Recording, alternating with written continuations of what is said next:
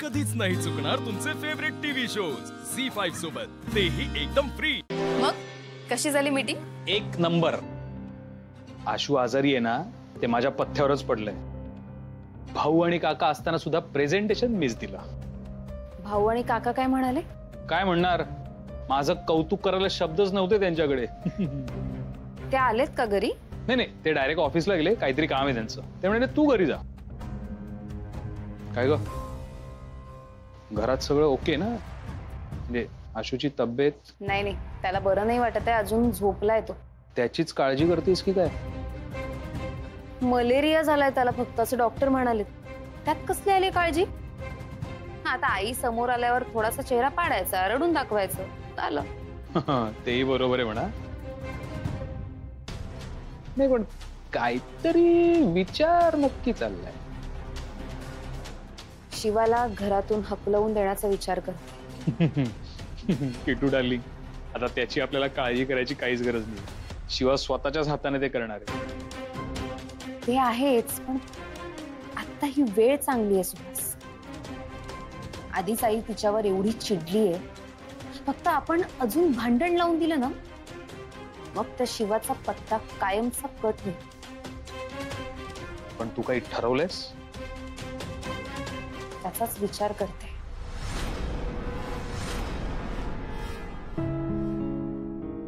आई, आशूला बरं व्हायला अजून 2-3 आठवडे तरी जातील ना? कीर्ती, कधीतरी चांगलं बोलशील? अगं मी प्रॅक्टिकल बोलते। आता मला सांग, डॉक्टर काय म्हणाले? मलेरिया असू शकतो, म्हणजे आता टेस्ट होणार, रिपोर्ट येणार, मलेरिया डिटेक्ट होणार, त्यानंतर डोस सुरू होणार। आणि आशूला किती वीकनेस येतो तुला माहितीये ना? त्यातून रिकवर व्हायला त्याला 2-3 आठवडे आरामात लागतील। म्हणजे तुला कळतंय ना, तुझ्याकडे 2-3 आठवड्यांचा वेळ आहे। वेळ? कशासाठी? आता कशासाठी? अगं संधी आहे तुझ्याकडे। लवकरात लवकर त्या शिवाला या घरातून हकलवून लाव कायमच। आणि मला वाटतंय आशूच्या नवीन आयुष्याची सुरुवात इथूनच होईल कदाचित। कीर्ती, काहीही बोलतेस ना तू। हो, पण खरं तेच बोलते ना आई। मला सांग, आपला आशू कुणामुळे आजारी पडलाय? तिच्यामुळे। समजा आशूचं उद्या काहीतरी बरं वाईट झालं तर कुणाला दोष देणारच ग? आणि तेव्हा त्या मुलीला दोष देऊन काही उपयोग होणार आहे? त्यामुळे आत्ताच वेळ आहे तुझ्याकडे, नाहीतर ती शिवा आपल्या आशूला बरोबर गुंडाळेल।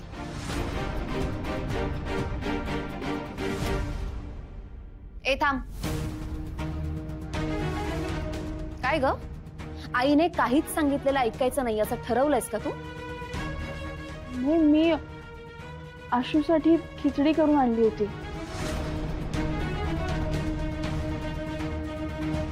माझ्या मुलासाठी मी केली असती खिचडी, तू कशासाठी केलीस?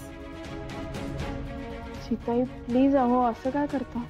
तू काय माझ्या मुलामध्ये आणि माझ्यामध्ये अंतर टाकायचा प्रयत्न करतेस? मी असं होऊ देणार नाही। जानी, ऐकलं नाहीस का? निघायचं।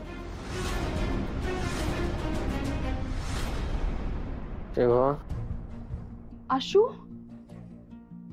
आशू, आशू काय होतंय? हा बोल, मी आले, बोल, काय होतंय? आशू, हे बघ, मी खायला आणलं तुझ्यासाठी, ये हळू हळू ये।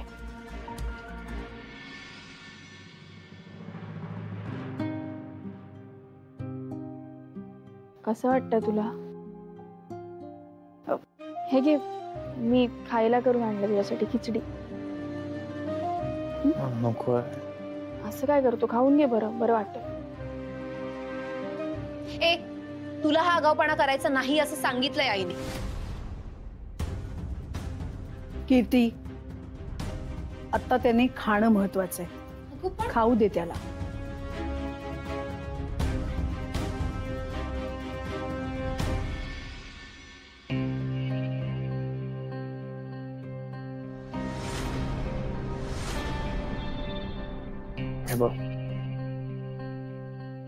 जे काय झालं ते शिवाची चूक नाही आहे अगं. मीच तिला म्हटलं आपण गच्चीत झोपूया, मीच तिला तिथे घेऊन गेलो, मी नाही ऐकलं तिचं. ती मला सांगत होती खाली जाऊ, मी नाही ऐकलं. आशू, तू म्हणला असशील झोपायचंय बाहेर म्हणून, पण असं तू कधी केलंयस का?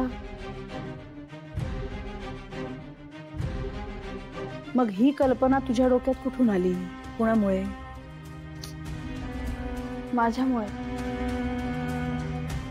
आई ऐक ना. बस, काही बोलायची गरज नाहीये. खाऊन घे.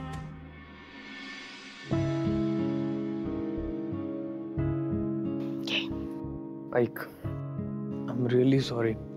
तुला एवढा ओरडा बसला माझ्यामुळे.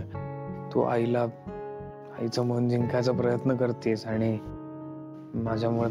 हे बघ, तू आता ना शांत हो जरा. पण माझ्यामुळे तुझ्या सगळ्या प्रयत्नांवर पाणी फिरलं ना.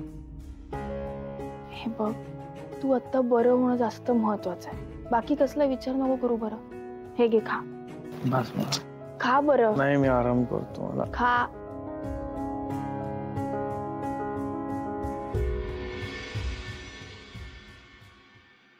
हे घ्या. रिपोर्ट मी बघू का? आले रिपोर्ट्स? होय, काय घेऊन आलो. काय असणार आहे त्या रिपोर्ट मध्ये?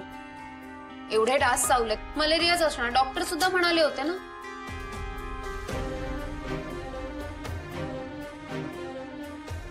कीर्ती थांब, रिपोर्ट्स आले आहेत ना, बघूया ना आपण. थांब जरा.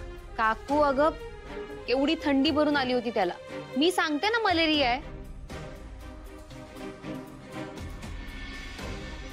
झालं तुमच्या शंका उपस्थित करून. आलेत ना रिपोर्ट. वहिनी, उगाच आपण शिवाला आरोपीच्या पिंजऱ्यात उभं केलं होतं. निगेटिव्ह आहे रिपोर्ट. काहीच नाहीये त्याला मलेरिया. नाहीये. नाहीये. कसा आहे आता आशू? बरं आहे, आता आराम करतो.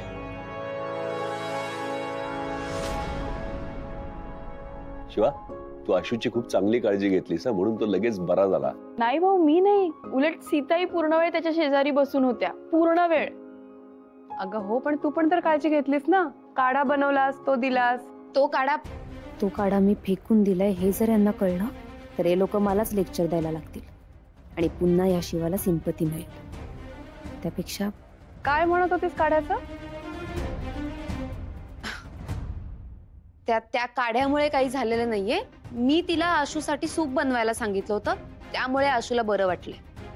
काय ना, माझ्यासाठी आशू बरा होणं महत्वाचं आहे. मग ते सूप पिऊन असो किंवा काढा पिऊन. अरे, एवढी मेहनत घेतलीस तू, तेही होईलच की. उर्मिला, आशूचं जेवण मी बनवणार आहे. मला रिस्क नाही घ्यायची आहे कुठली, आणि वाद नकोय हा मला.